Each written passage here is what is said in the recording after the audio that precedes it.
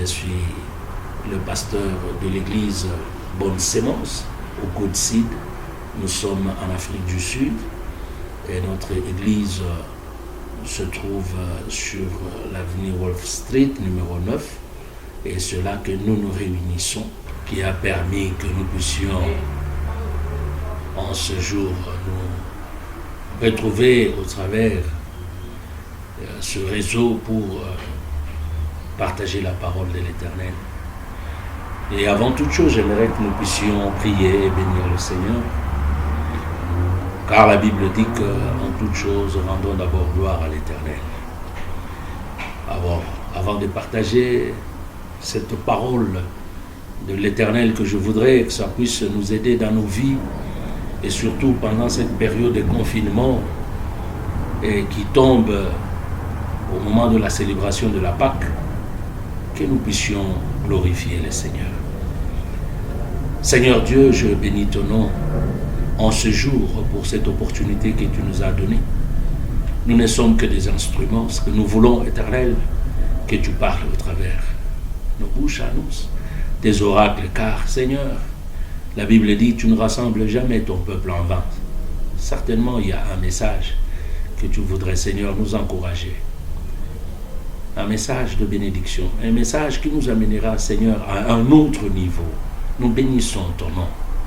Prends contrôle de toutes choses. Cher Saint-Esprit, viens nous révéler les grandes choses.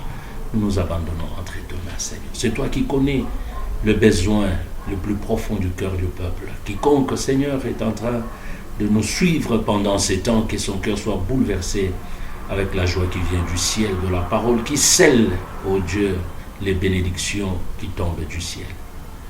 Ouvre-nous, Seigneur, les oreilles spirituelles et le cœur spirituel à recevoir cette parole, afin que nous puissions la mettre en pratique. Prends contrôle de toutes choses, c'est au nom de Jésus-Christ que nous venons de prier. Amen. Bien-aimés, j'aimerais vous dire que nous sommes dans la joie, nous sommes vraiment dans la joie d'être dans vos maisons pendant ce temps où, au travers ces réseaux, afin que nous puissions partager la parole de Dieu, et la parole qui généralement nous fait du bien dans nos âmes, dans nos esprits, qui régénère même tout ce dont nous sommes dans le fond de nous-mêmes. La Bible dit que mon peuple périt faute de connaissance. Oh, mais nous cherchons toujours la connaissance afin de glorifier le nom de l'Éternel. En ce jour, ensemble, nous allons parcourir quelques passages dans la Bible concernant le plus grand événement qui est en train de se passer dans le monde entier. Et c'est un événement important et que nous célébrons chaque année et nous le célébrerons toujours jusqu'à ce que Jésus-Christ reviendra. Il est question de la Pâque. La Pâque chrétienne, c'est une Pâque que Dieu lui-même avait instituée. Et je me rappelle, il y a beaucoup trop de discussions autour de ce mot Pâque. Il y a d'autres qui écrivent Pâque avec S, il y a d'autres qui disent, bon, ce n'est pas la Pâque chrétienne, il y a d'autres qui disent, bon, c'est la Pâque sans S qui est la Pâque. Je n'aimerais pas rentrer dans ce méandre des discussions qui ne nous font pas souvent avancer, mais rentrons dans la parole de Dieu, parce que cela que nous tirons, c'est que c'est la Pâque et la Pâque chrétienne. Qu'est-ce que c'est la Pâque chrétienne? La Pâque, en fait, c'est une institution divine. C'est comme le mariage, c'est une institution que Dieu a donné aux hommes. C'est comme le baptême, ce n'est pas quelque chose qui a été fabriqué par l'homme ou par consensus des humains qui se sont entendus disant que non, nous allons commencer à nous baptiser. Non, le baptême, c'est une institution que Christ a dit. Il dit, allez et faites de toutes les nations les disciples, baptisant au nom du Père, du Fils et du Saint-Esprit. Donc, c'est quelque chose qu'il a laissé. C'est comme la Sainte Seine. La Sainte Seine, en fait, c'est même les dérivés de la Pâque. C'est une institution que Dieu nous a donnée, parce que Jésus-Christ lui-même le dit en Matthieu, je crois, chapitre 26, il dit toutes les fois que vous ferez ceci, faites cela en mémoire de moi. Je voudrais que nous puissions partager au sujet de la Pâque, que nous puissions comprendre et célébrer la Pâque de manière chrétienne, de manière à changer de vie, à mener une vie qui corrobore avec le mot même Pâques. Parce que la Pâques, c'est toute une vie. Ce n'est pas. Et j'aimerais que nous puissions lire d'abord dans le livre d'Exode, Exode chapitre 12.